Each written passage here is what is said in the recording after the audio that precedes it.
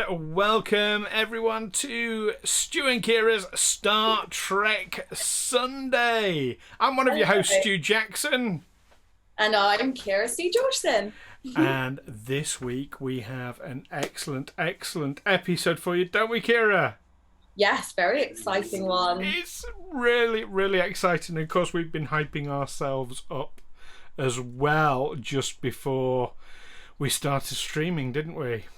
Yes. Should we save that, though? Yes, let's save that for the news or something. Saving that for the news. So, hello, Ed. Lovely to see you. Hello, Ben. Ben's loving the new cosplay. Keira? Oh, thank you. This was a last-minute cosplay because I'm actually not at my own house right now. So I borrowed my friend's shirt and drew on a Bajoran nose with eyeliner. So this is what we've got. And you've still managed to nail Major Keira. Thank you so much. Absolutely. And Ben as well is loving the animated series stuff.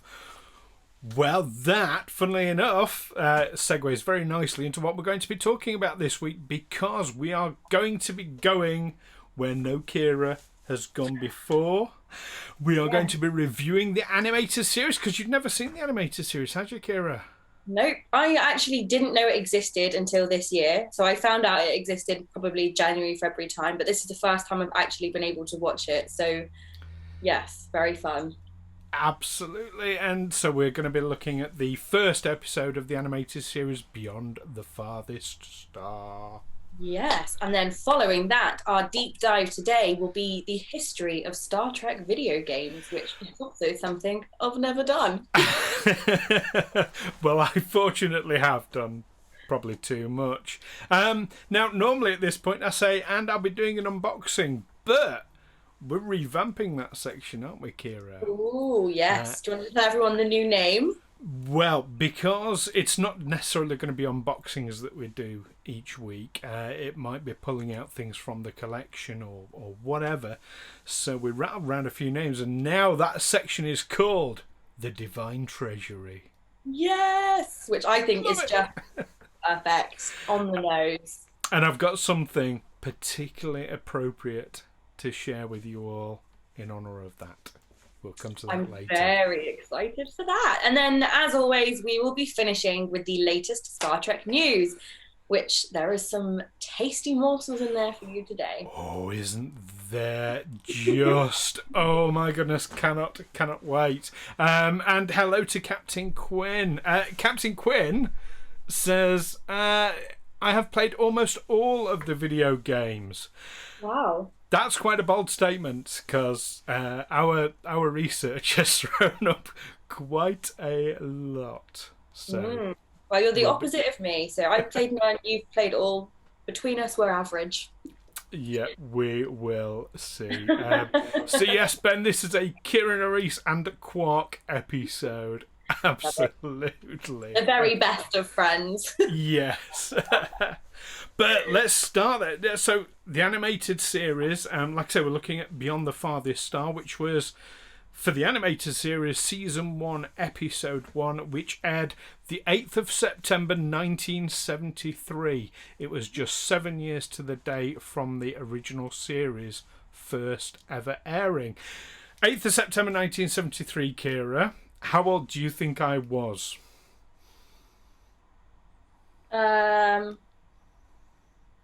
This is you're trying to trick me here. I don't know. Nope, genuinely not. I'm gonna say 9. Wow. I don't know. Well, Ben is closer by saying I wasn't born. I was born. I was less than a year old. Oh, I'm sorry. I was born in 1973. Okay, cool. Well, maths isn't my strong point. I should have started with saying that my mum would have been 2 that year, and I know that you're younger than my mum, so I should have done that first, and then I would have been able to figure it out easier. I will forgive you. Captain Quinn wasn't born, apparently. So there you go. Fantastic. Fabulous. Yeah, so In this episode, the Enterprise finds an ancient, abandoned starship with a malevolent entity aboard, eager to take over the Starfleet ship. And an interesting thing about the animated series in general, there's been a lot of debate over the years between amongst fans about whether or not it is actually canon. Well, in 2007, Paramount put out a statement placing the animated series very firmly as canon. And one writer has even described it as season 4 of Star Trek. So that makes sense to me. It's canon. I mean, not that, stuff within canon has tended to contradict itself over the years anyway. How fast is warp speed and that kind of thing. What year is it set in even? So it's not without precedent that it should contradict itself, which it does contradict other episodes. But yeah, season 4. You find that with a lot of series though on TV. There's ups and downs in what's the official line of canon and what isn't. But I feel like this is fair enough. I think for an animated series, they can have a bit of creative license with it. Absolutely. Captain Quinn has said the cannon has been fired early, and the photo must be taken with a Canon. Canon photo camera. Yes, and as Ed rightly says, how else would we get Adosians? He is not wrong there. Now that probably doesn't mean much to you at the moment, Kira, does it? Because you have literally only watched the one episode of the animated series. Yeah, so I just watched it specifically for our review today. So thank you for giving me the opportunity to try something new, which I love doing. I really enjoyed this episode. I was surprised actually by how much I enjoyed it, because I watch a lot of animated series, but they're all very modern. So I wasn't sure if I would really vibe with the sort of 70s animation style, but I really enjoyed it. It was very nice. It was an interesting watch, and the way that they could have different things in this show that they wouldn't have had the technology or the capability to do in a live action show. I think that gives it a bit of an edge. I quite liked it. Well, the Adosians are a perfect example of that, because the helmsman in the animated series is Arex, who is one of these Adosians, and he's just behind me there, just behind Kirk. They have 3 arms and 3 legs. Lucky for some. Imagine how much more productive we would be if we had 3 arms. I would love that. Yeah, totally. But of course, doing that live action, and that's the thing Roddenberry wanted. He wanted much more interesting and variety of aliens, not just like the rubber mask type. But of course, the technology was so limited at the time. Yes, Captain Gwyn, 3 legs as well. They have 6 limbs, but they've got an arm that comes out the middle at the front, and a leg that comes out the middle at the front. We did no. Let's just no. I'm not going there. Dangerous territory over here. Yes. Captain Quinn also mentioned you get the Katians as well, which the one over my shoulder. She's the doctor, isn't she, in this? No. Katian is the doctor in Lower Decks. Ah, of course. Yeah, I'm getting all mixed up now. No, she takes Mares is the name. Mares. Voiced, of course, by Majel Barrett, although you don't get to meet her in the episode you've seen. No, so, I didn't see her in that episode. So. But yeah, I always thought she kind of took Uhura's position, but maybe I'm I don't know. I'll have to watch more of the animated series to remind myself. Yes, I'm excited to watch more, actually. I think what I really enjoyed about this episode was that when they stumbled upon, the dying, was it a dying sun? And that they found the ship that was in orbit that had been there for 300 million years. It didn't look like a starship. It looked almost organic. And that gave it this sort of sense of ethereal beauty, which Lieutenant Uhura commented on. How could someone craft a spaceship with such beauty in it? And I loved that, and I thought that's a really interesting perspective to put into a show like Star Trek, which is all very technology based. But from our perspective, that's what they thought technology would look like. But in another galaxy, another species would create different things. And I liked the fact that it was in line with nature. They mentioned it was similar to the sort of the hexagonal shapes that Earth insects use, which I quite like. I like when you can cross over nature and technology in shows like this. Yes, I mean, I think they do even refer to it as an organic ship, or it having organic components, which was a new thing for Star Trek. And of course the size of it as well, when you see it next to the Enterprise is tiny by comparison, which they did in the original series with the Fesarius, of course, from the First Federation, but that was just basically a big ball, so that was much easier to do. But yeah, absolutely, I think it's a cracking episode. In fact, one of the critics who on an initial screening said, "Oh, this is not for kids," and I can sort of see why. There's parts of it that are quite dark, I think. Yeah, definitely.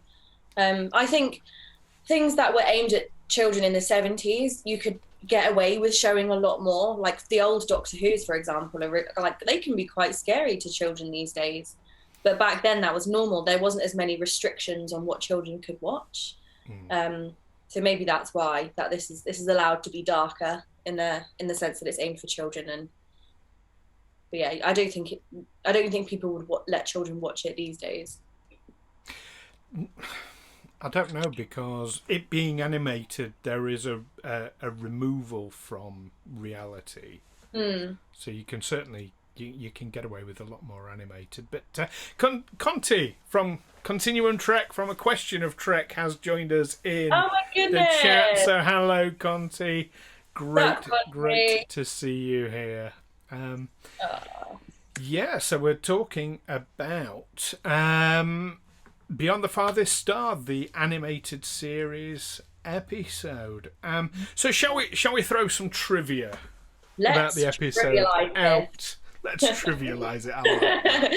So this episode was the title was inspired by a book of the same name, which was one of Edgar Rice Burroughs' lesser-known science fiction novels.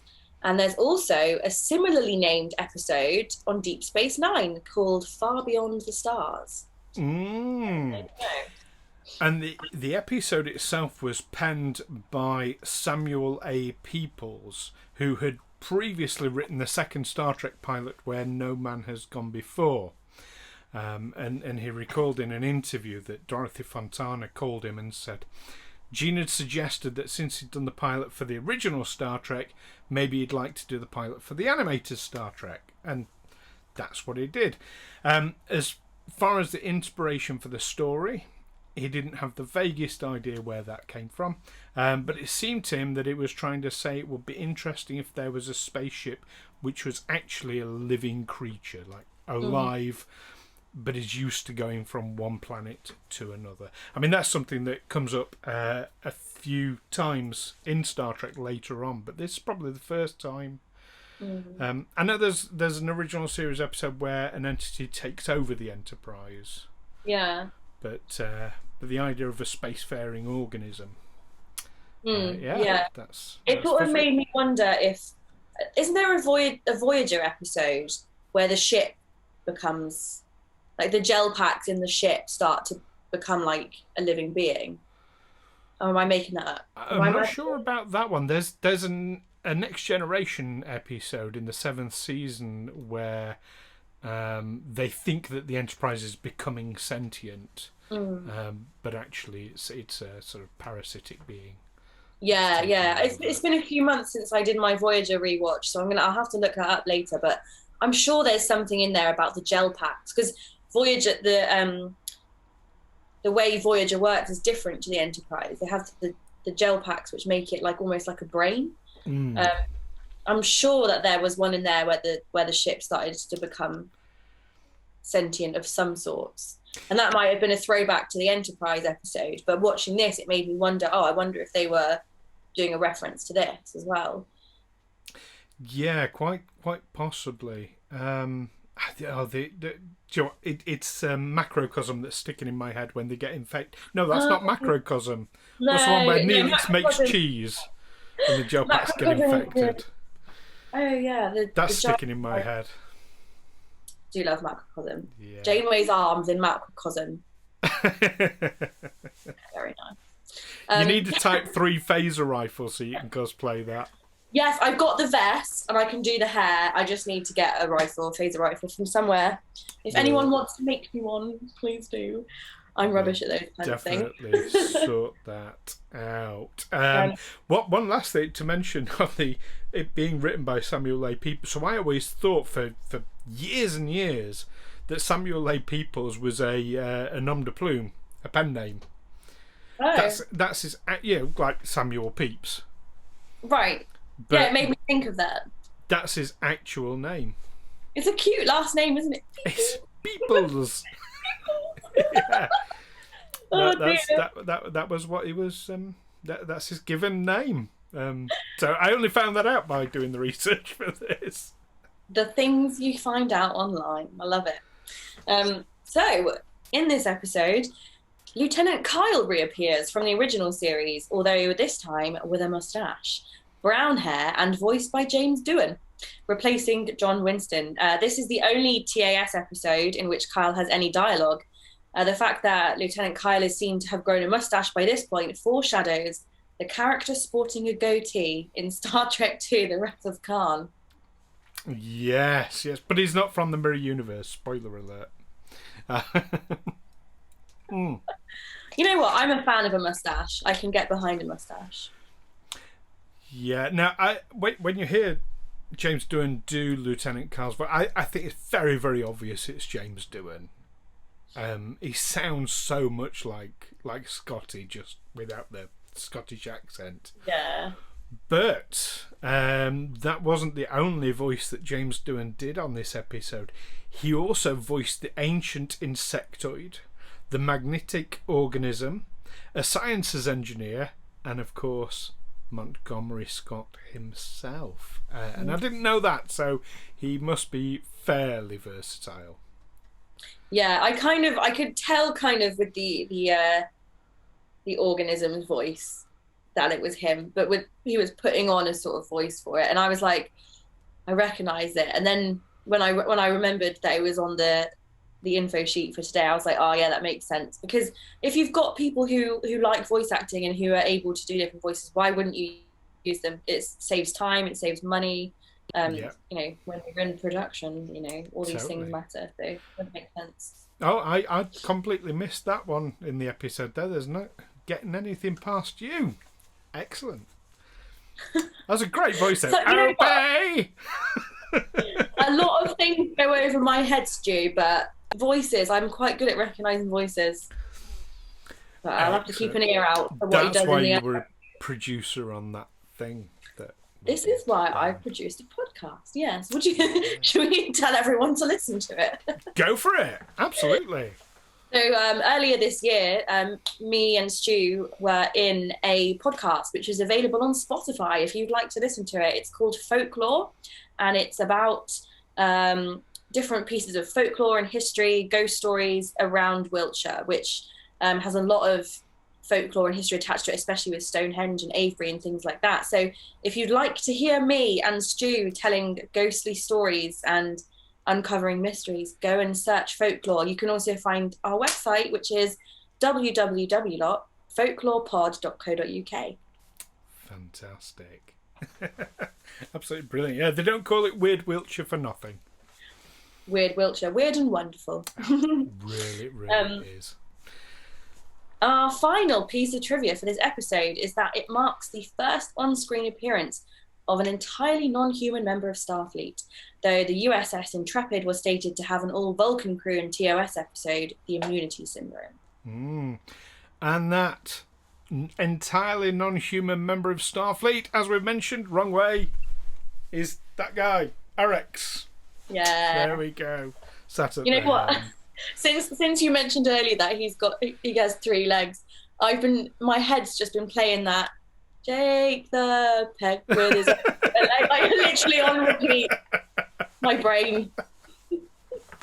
Oh my goodness, I've not heard that in many, many, many years. No, we play songs at the school I work in, and we just have Alexa just put random songs on shuffle, and it came on while we were in the classroom, and me and all the other teachers were just stood there like, oh my god, this is memory unlocked. Like I haven't heard it yet either. Excellent. Memory unlocked like it's an achievement. Yeah. I mean, when you get to my age, being able to remember things is an achievement, I feel. When you get to your age. I told you it's going to happen every 20 week now. years younger than me. Sorry, well, Stu. Carry on. Speaking of unlocking achievements then, a bit of a forced segue, but what the hell. Yeah. Let's talk about video games and Star Trek. So there was this very, very bold claim earlier that someone's played all of the games. Well, I can tell you that there have been a total of 88 Star Trek games for computers, 24 for consoles, 9 for phones and tablets, numerous handheld electronic games, but only 3 arcade games if you don't count the 4 pinball machines, and 4 gambling and casino games as well. That's madness. 88, Captain Quinn, for computers. 88 and 24 for consoles. Now, some of those are the same games. So, if it comes out on computer and on console, some of those are the same games. But yes, 88. That's madness. This is a bit of a sidebar here. I nearly bought a Star Trek Voyager arcade game off of Facebook Marketplace recently. I was this close to buying it, but as I was talking to the person, they said it doesn't actually work. It's just a show. And I was like, well, I wouldn't have minded spending several £100s if it was working. But if it's not working, like, what's the point? So my heart was broken. I didn't get my arcade game. It had 7 of 9 on the side of it, and it was just so cool. Also, I would have had nowhere to put it, so it's probably for the best. As that my absolute dream, I'm going off topic a little bit here, but when I was a kid, there was a Star Wars vector graphics game that you sat in and you controlled an X-Wing fighter, and it came up with voices from from episode 4, and you had to go in and shoot TIE fighters and then fly through the trench. The sit-in one, that's the one, Ed. It's my absolute dream to own one of those one day. But I'd have to move again. You can always just get a VR set and play the game. I've got VR. Oh, you have? It's not the same as having a thing that you sit in and put 10p into. No, I mean, you could build your own sort of seat, It's too much effort, isn't it? Not the same. I know. I'm just trying to think of solutions, Stu. I'm a solution-focused person. I want the genuine thing. I mean, it would be, for me, it would be more of a collector's item than definitely than for the actual game itself. For sure. Well, the earliest known video game was simply called Star Trek, and was a text-based strategy game released in 1971. There you go. That's the year my mum was born. Written by Mike Mayfield using BASIC for SDS Cygnus 7 mainframe computer. He intended to create a game similar to Space War from 1962 that could be played using a teleprinter rather than a graphical display. Yeah, so your screen basically is printed out as you play. I can remember playing games on teleprinter. I can't even imagine it. It's slow. Yeah. That's okay. You can only really do turn-based games with it rather than a live-timed game. But yes. Conversely, though, the first ever Star Trek console game. Now you think this would be a long, long time after that. It was called Star Trek Phaser Strike, but it was for the Microvision handheld cartridge system in 1979. That's one of the first ever, if it's not the first ever handheld cartridge system, it's got to be close to being one of them. It was a basic shoot 'em up game and was released to coincide with the motion picture. But they later rebranded it, dropped the Star Trek from the title, and here in the UK it was renamed Shooting Star. Oh, okay. So it wasn't, in the UK, it wasn't related to Star Trek at all?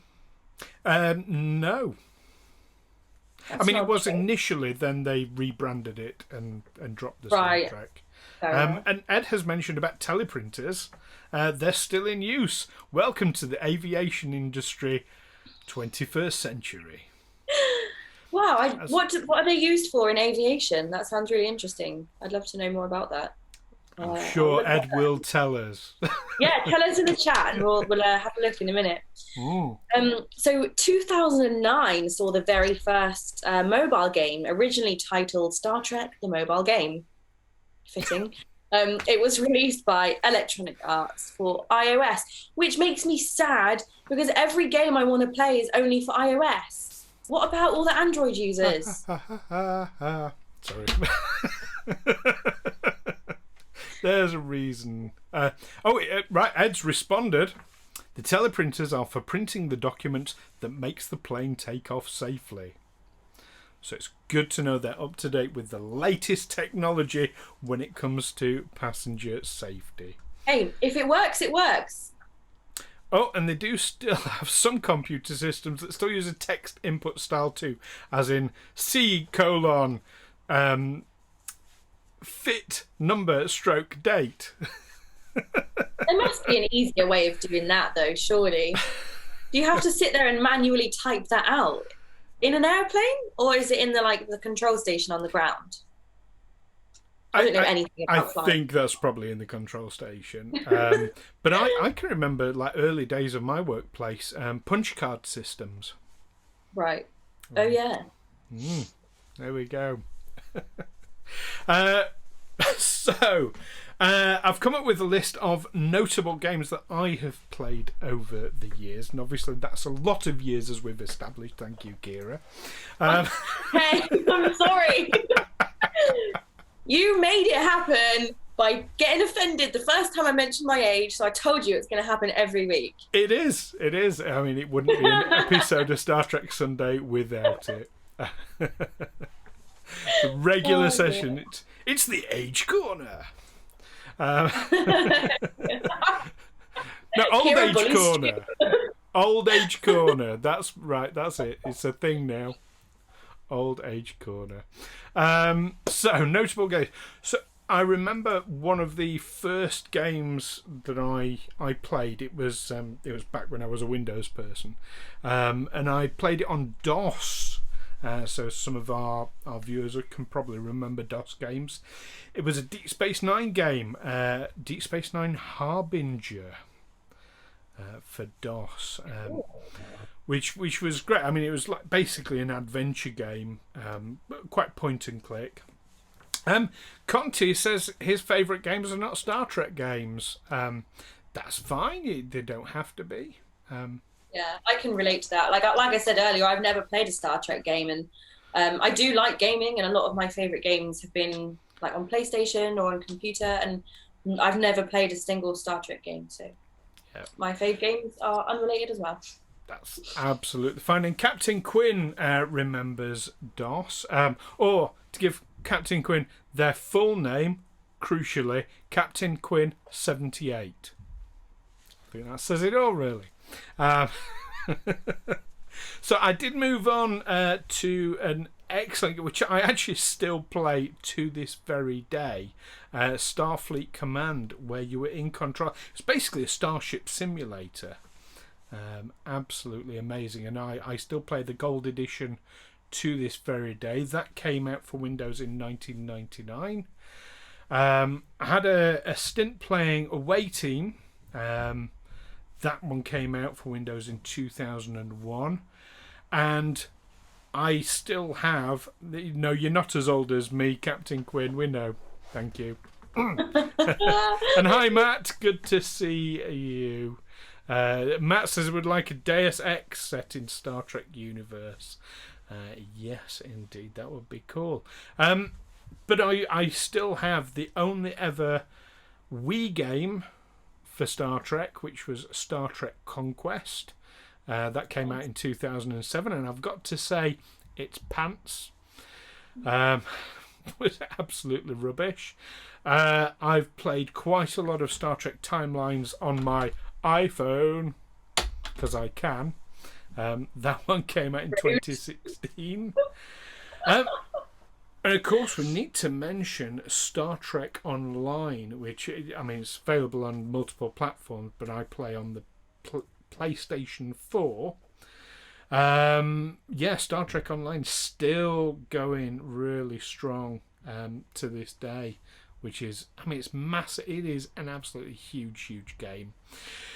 And of course, I was for quite a long time streaming with some of our very viewers Star Trek Bridge Crew on the VR on PlayStation 4. I still play that to this day. And if anyone, Keira, if you ever get VR, you need to play Star Trek Bridge Crew. You actually sat on the bridge. In in helm, in tactical, in the captain's chair. Everyone needs to play Star Trek Bridge Crew. It's glitchy as hell these days, but yeah.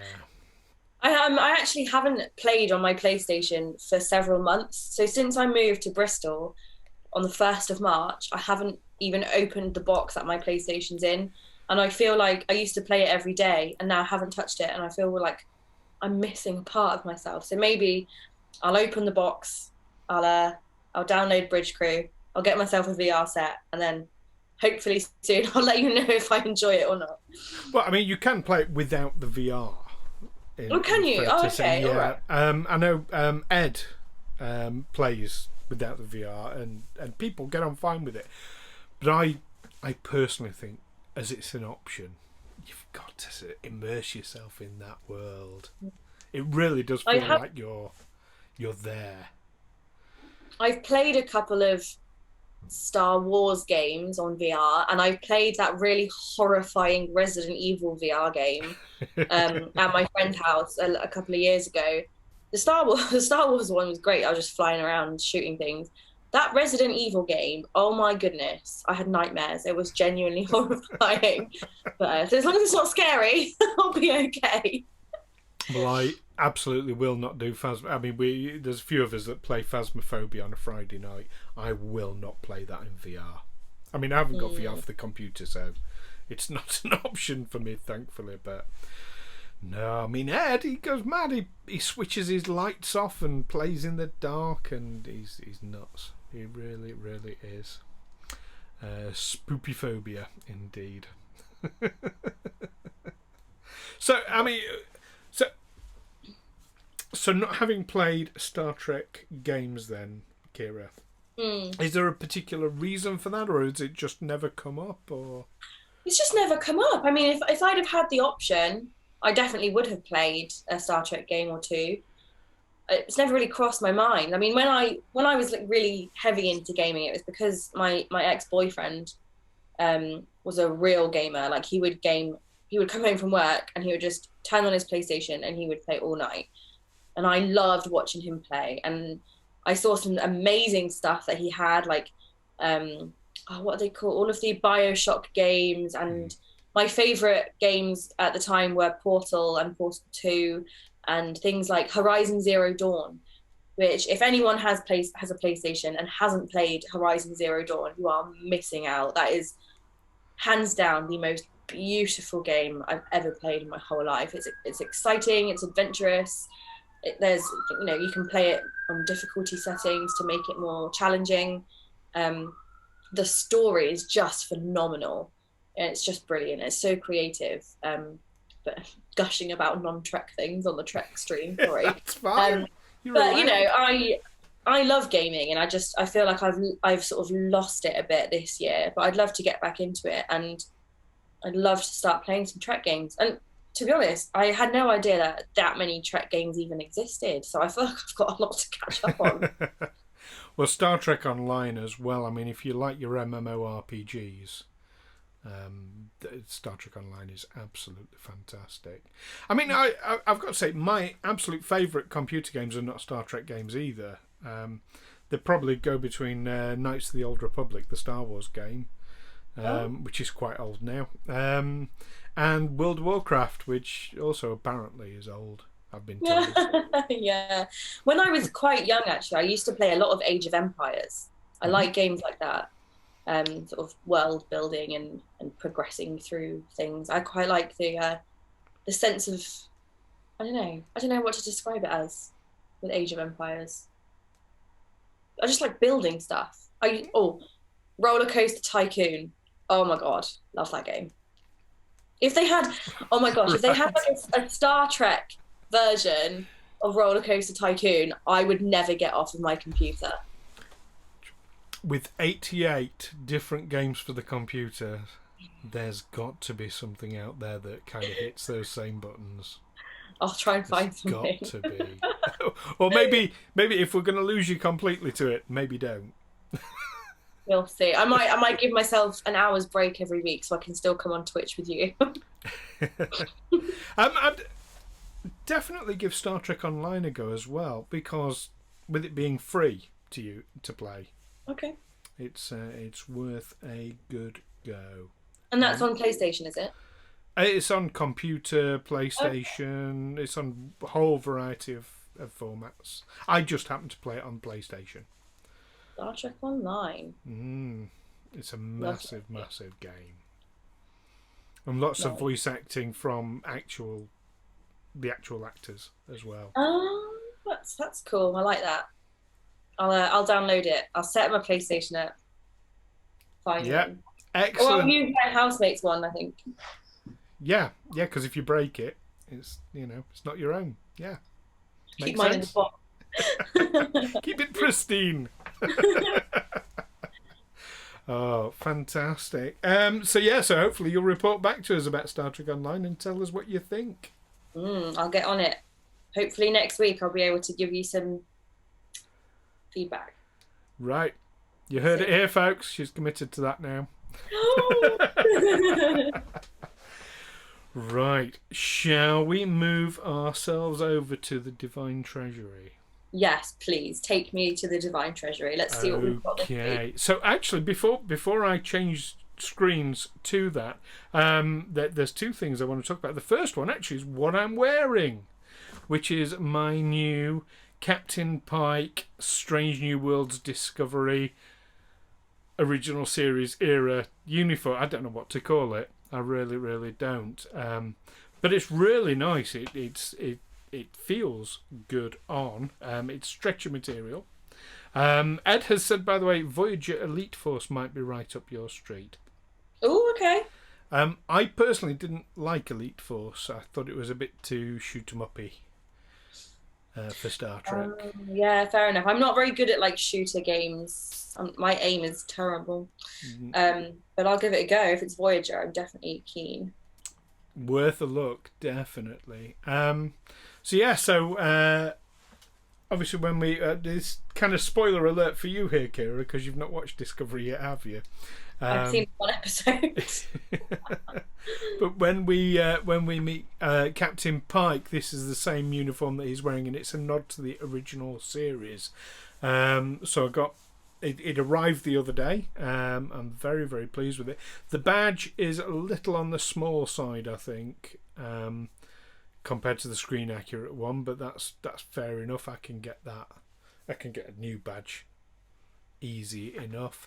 And the zipper actually should be off to my right ever so slightly. It should be offset rather than central. But otherwise, actually, it's got the shiny arms for the captain's rank, of course. It's got, I don't know if I can lean in, it's got the textured shoulders and sides as per the thing, and I love the collar on this. Is that black bit attached to it, is it? Oh yeah, it's all, I mean, that's how basically, and it's a press stud that, so once you zip it up, there's a press stud that goes under the collary bit, There we go. Very smart. Quite like that. There we go. Matt has said they can print a badge. Well, I do have a badge already that's been 3D printed, but I'm after a metal one. Oh, since we're talking about 3D printers, I made a new friend on TikTok called Paul O'Hara, who has 3D printed me a Bajoran earring and 7 of 9's ocular implant and her jaw implant. And he's sending them to me in the post. Oh, that's I was like, kind. What? So kind. I was like, please let me give you some money for it. I'm not letting you do this for free. Like, honestly, he just wanted to do it out of the kindness of his heart. I was like, take some money because, those things cost money. But so I gave him 20 quid, which I think is quite cheap for all of those things. And he's thrown in a 3D printed model of Voyager as well. Oh, wow. So maybe, hopefully, if they arrive, then I can do an unboxing next week. Absolutely. And you can take us, funnily enough, where I'm taking us now, into the Divine Treasury. So here we are. I'm probably making more of this than it is. It's the same. You've got my webcam. I've just put Divine Treasury at the top. I love it. But this week I thought I would share with you all. It's one of my Eaglemoss collection ships. It is the XL version of the Enterprise D, but very appropriate for the Divine Treasury. It is the gold one. So this is partly die cast. You've got the main disc itself is die cast. And I think the rest is plastic, but it is coated. Now they say it's coated in 18 karat gold, but I thought you couldn't have a carat if it was plated. But I might be wrong. It certainly doesn't have a hallmark anywhere, but it certainly is like insanely shiny. And just me touching it, I'm smudging it. It is, and you can see from the size of my hands compared to it, it is a good old size. It's a good old weight to it. One of the reasons why I want to share this, though, is they've got coming out very soon the original Enterprise XL Gold. It's on pre-order at the moment, so I have no idea when that'll be delivered, but I'll be sharing the unboxing with you all when that comes. But this is an absolutely beautiful model. Very, very nicely done. It's gorgeous. So shiny. And what you get as well in the stands underneath, you get a silver foil label. Well, on these gold special edition ones, they're in gold. Gold, I love gold. There we go. One for the Austin Powers fans there. Gold member. There we go. I'm not going to try putting it back together on screen because I'll make a hash of it. But that's this week's Divine Treasury. Love it. And there's a comment in the chat that says it's like Quark took over Utopia Planitia. Yeah. Well, you'd think, wouldn't you, that the Ferengi ships would be gold? At least like gold coloured. Yeah. Platinum. It is latinum inside, absolutely. Liquid latinum. Yeah. Fantastic. So, would you like to move on to Trek news? So excited. Yeah, so the first bit of Trek news we have for you today is about Destination Star Trek, which was an event planned originally for October 2020, but was postponed until the 25th of June 2021.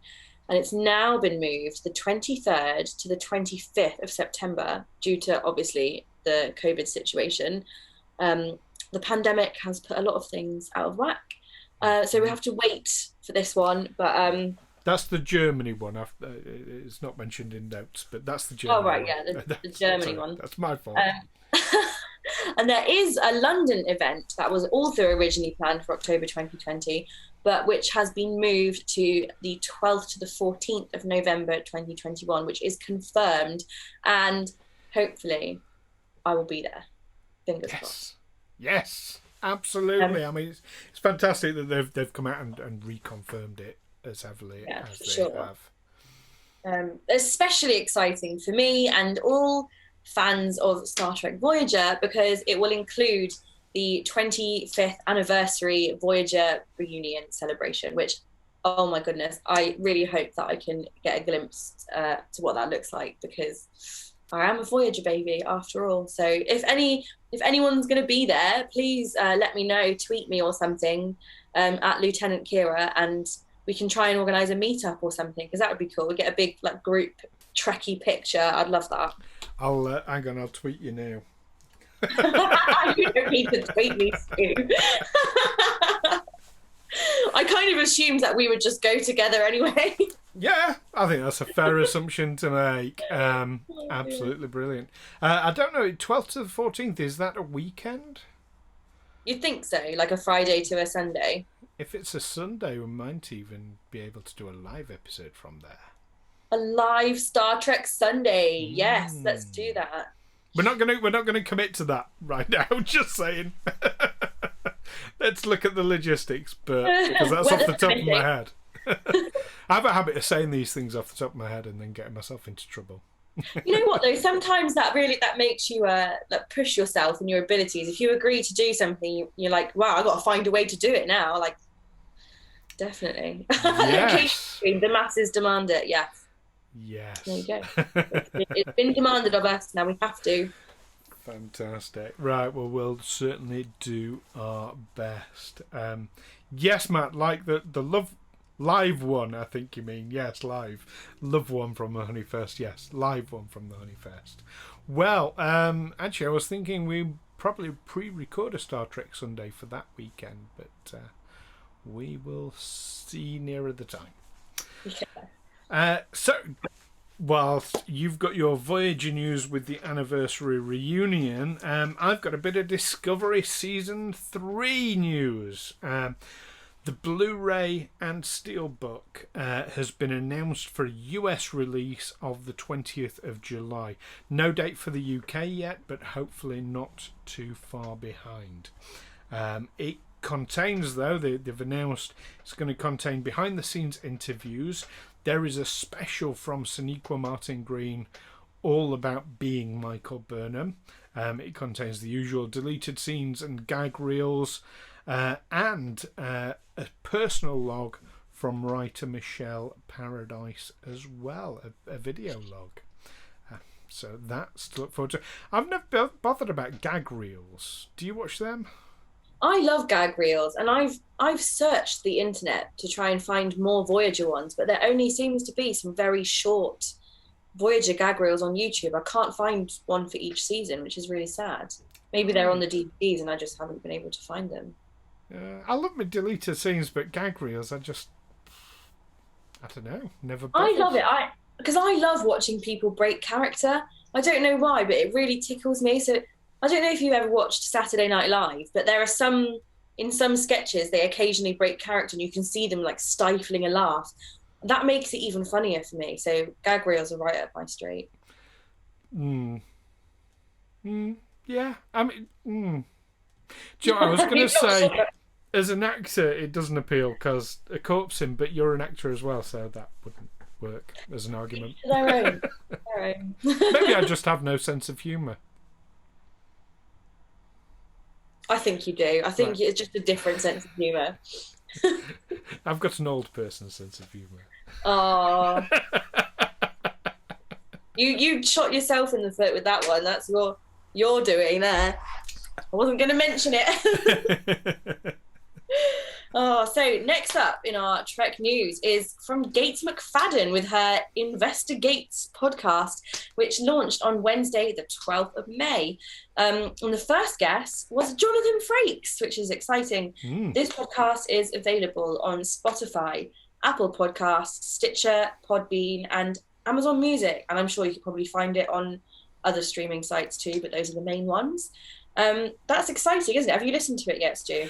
I haven't. I mean, one of the downsides, because I actually do quite a lot, as well as this stream, I actually manage and I'm in and do the editing for 2 different podcasts, and I'm also behind the camera. I'm doing some filming, been doing a lot of filming recently for a short film that I'm desperately trying to get edited. And in fact, I'm going to be working with a mutual friend of ours on Tuesday doing some more filming for something. Who? Warren. Oh, you have to say hi to him for me. It's been ages since I've seen Warren. I absolutely will. So yeah, so literally I'm just like, I have been stacked out, so busy with so much going on. I have not had a chance to listen to Investigates as yet, but I will be doing. You can be sure on that. Speaking. Sorry, I was just going to say, I remember when Gates McFadden tweeted about it. She tweeted about it quite a few weeks ago that it was coming up, and I sort of made a mental note that I wanted to listen to it, and I've just been reminded of it today, so I'm going to go and listen to that this week. Excellent. And watch Discovery. Yeah. And Picard.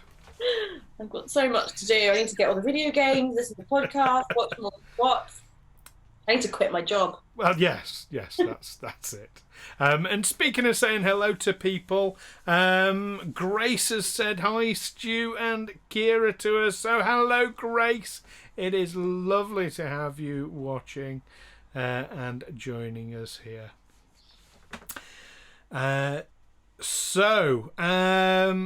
Bit of news about games, as we're talking about video games this week. Star Trek Fleet Command, the mobile MMO game, recently added an update that included next generation content and a story arc. Now, I've not played Star Trek Fleet Command myself. I see it on adverts an awful lot. I'm guessing.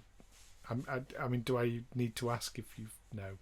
Anyway, if you want to play it, it is available via Apple Store and Google Play, so you would have access to it, Keira. Okay, that's great. I feel included for once. So thank you for that, Google Play.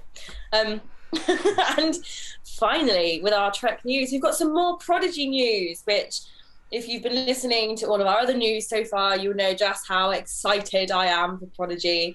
I don't care that it's a kids' show. It's got Janeway in. I'm going to lose my mind. Kate Mulgrew has revealed some more information about the series during an interview.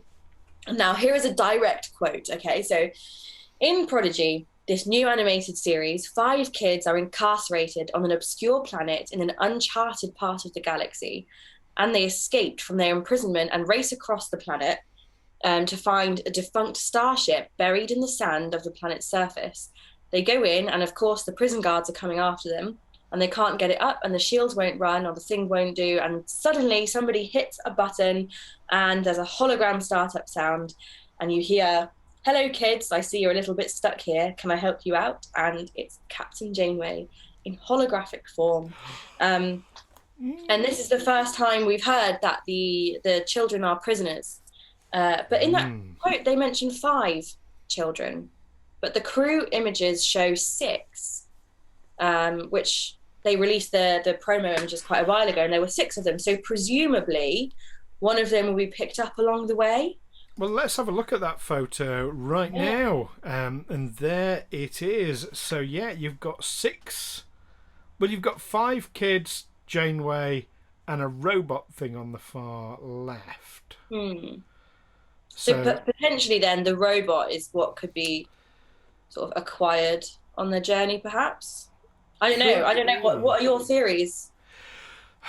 It's really too early to say. I mean, the robot would be, I think, the obvious one to go for. I mean, it looks a bit like a Pokeball to me. It does, doesn't it?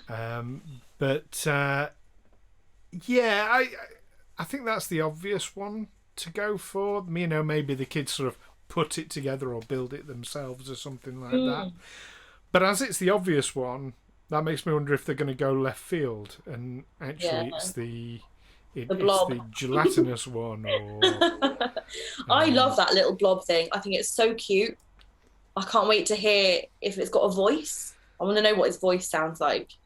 It's got to have a voice, surely. Yeah, I mean, I guess we'll find out. We'll find out soon. I can't wait. I'm so excited. Or maybe it's the Incredible Hulk one. Kind of looks like the Thing from Fantastic Four, doesn't it? That's what I'm thinking of, yes, the Thing. Saying the Incredible Hulk. I meant the Thing, yes. Well done. Ed has said, like, for the Blob, please say it sounds like Christopher Lee.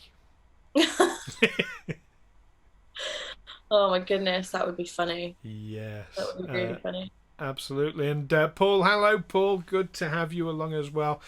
Paul's noticed that you've really made an effort with your makeup as well. Thank you.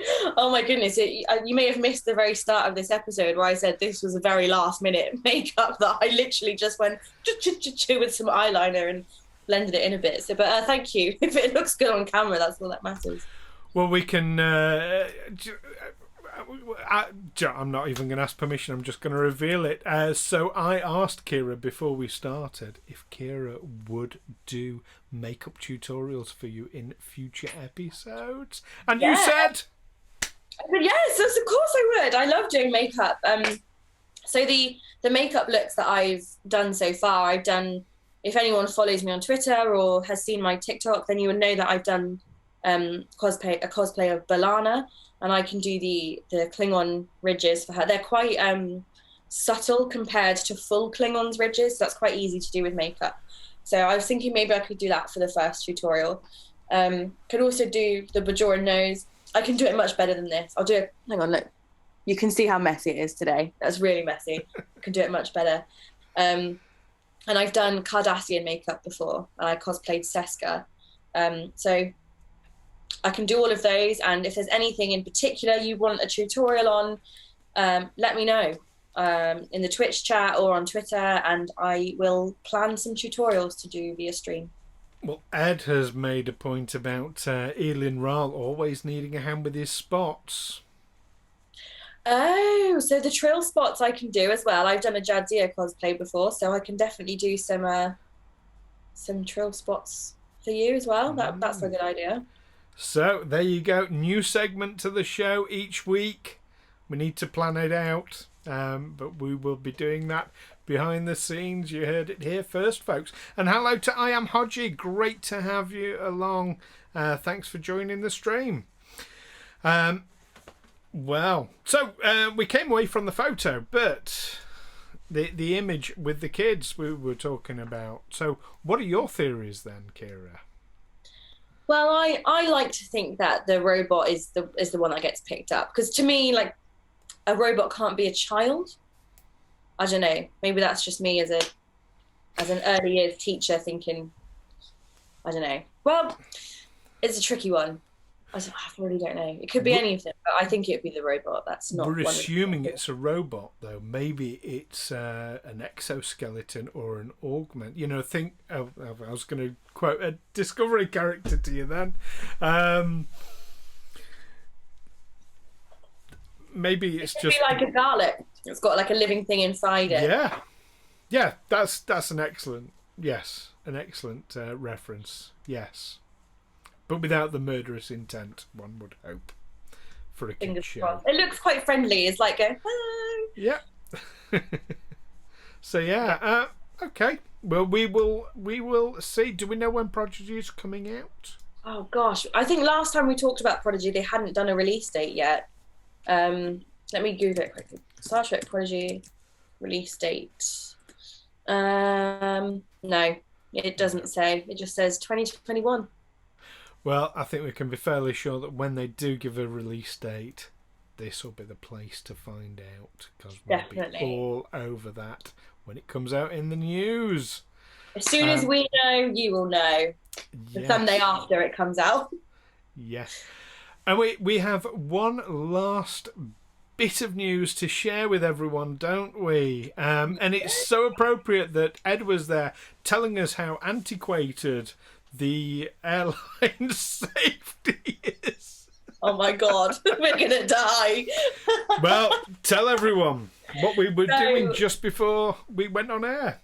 just before me and Stu came on air today, we were booking flights to Chicago for Star Trek Mission Chicago, which is the convention in April 2022. I've never been to the US before. Stu's never been to the US before. The first time we're going is for Star Trek. I can't think of a better reason to journey outside of Europe. There is no other reason out there. But yeah, so excited. We've got accommodation booked. We've got our flights booked.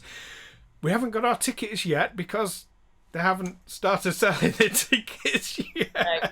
As soon as they go live, I think we're going to be straight on the website booking our tickets, and hopefully we get some good news about people who are going to be guest starring there, people who are going to be doing talks, photo opportunities, and we can build up loads more content for Star Trek Sundays next year. It's so weird to think that far in the future, but very, very exciting. Just over a year away. But Paul has suggested maybe they've sold out already. Don't even, Paul. Don't even. I'm not going to Chicago for 10 days. Nothing. Can't eat that much pizza. Yeah. We have indeed got seated tickets on the plane. Not standing. Well, it's a convention, so you're going to be walking around. Well, they have confirmed one person already, and I'm very, very excited and very pleased and utterly unsurprised. It's Will Wheaton. Oh, yeah, he loves it, doesn't he? He loves going to all these things. He does, and he is such a lovely, lovely person. Wesley might have been a bit of an arse, but Will Wheaton is brilliant. We love him. Yeah, Wesley got really annoying towards the end of Next Generation. Really. Okay. I didn't find him annoying to begin with, but at the beginning where sort of Picard really doesn't like him, he's like, "Why is there a child on my bridge?" And I was like, "That's mean. That's really harsh." Like, Wesley's not that annoying, but as Picard's attitude grew softer towards him, mine went the opposite way, and I was like, "Just kick him." Well, he knew everything. No, it's not. It's not Will Wheaton, and we're separating the artist and character very firmly there. Will Wheaton is amazing, and I love Will Wheaton's Twitter feed. Yeah. And his podcast, and just everything. The man can do no wrong, as far as I'm concerned. He is a good egg. He is indeed. So we'll be updating you on our travel plans more as it happens. That's it for this week. Oh, sad. Thank you for joining us. Yes, thank you very, very much for coming along. Don't forget to join us next time when we will be reviewing the original series episode, Mirror Mirror. And we will be doing a deep dive on the Mirror/Terran universe, which I am excited for because I love the Mirror universe. Don't we all? Don't we all? There will be more treasures unveiled in the Divine Treasury. And as always, more of the latest news from the Trekverse. So, in the meantime, peace and long life. Live long and prosper. So, take care, everyone. Bye.